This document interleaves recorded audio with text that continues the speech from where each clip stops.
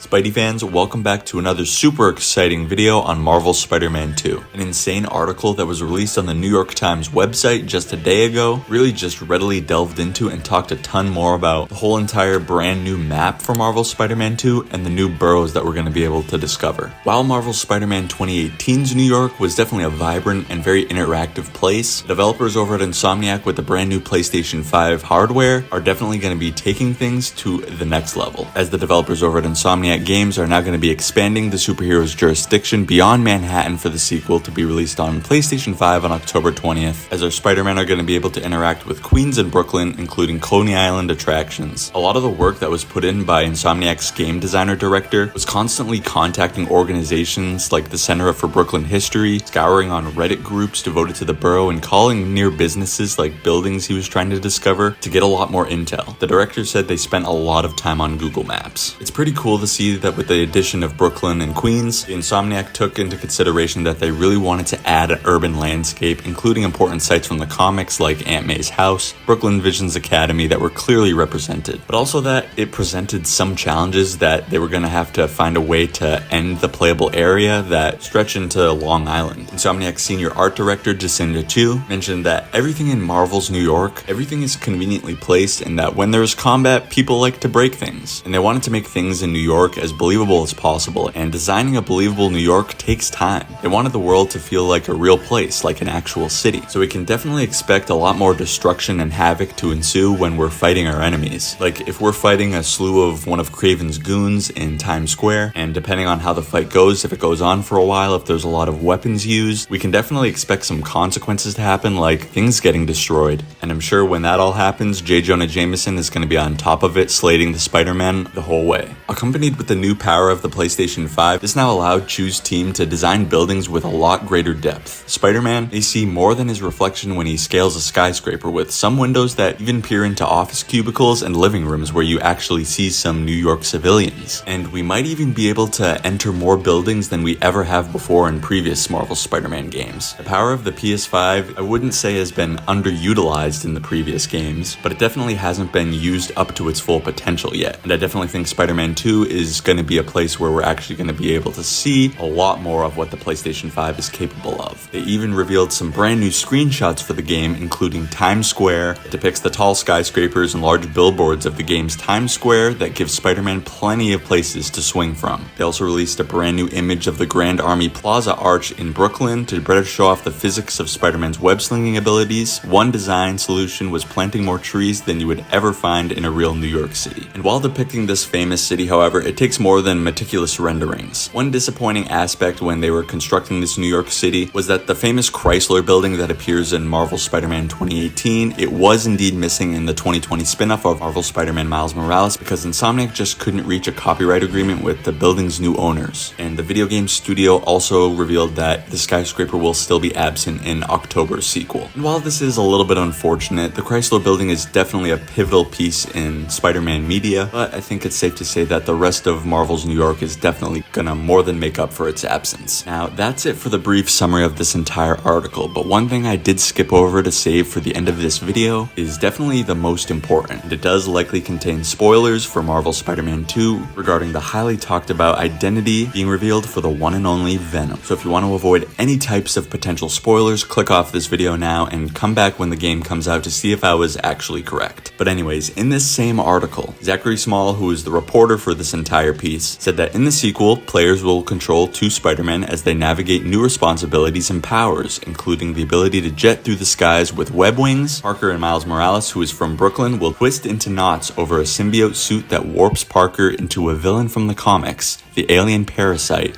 called Venom. So it's right there in black and white, guys. I don't know if this is just a clear mistake on the reporter's part. He may have intended to mean something completely different, but in my eyes, this is more than just the common mistake. He's saying that Peter and Miles are gonna be getting into knots over the symbiote suit that will eventually warp Peter into a villain from the comics, a villain, and then the parasite known as Venom. I don't know, I'm still kind of speechless after just reading this whole thing because I read this about a day ago and I still don't have much words for what I just read. It still could be a complete mistake on this reporter Zachary's part, but I just don't know how you could mistake something like this. And I'm not even just trying to justify this because it justifies my theory of Peter becoming Venom for a brief period to be true. It actually genuinely makes sense for the story, and I don't really know what he could have mistaken this whole sentence to say. It'll actually kind of suck if this turns out to be true because he may have just spoiled one of the biggest parts and biggest twists of the game. So I know I often say to take things with a grain of salt, but in this case, it's pretty clear as day. And for now, I'm just gonna take things as factual. But we'll all find out when the game finally swings into our hands on October 20th. But guys, definitely let me know down below in the comment section, what do you think of all these new details that have been revealed by the New York Times and Insomniac Games regarding the map for Marvel Spider-Man 2, and definitely let me know what you think of Zachary Small's words regarding the potential confirmation of Peter Parker becoming Venom for at least a brief period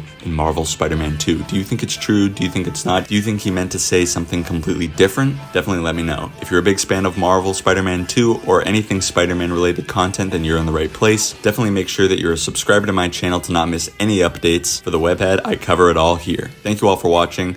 See ya, chumps. See ya, chump.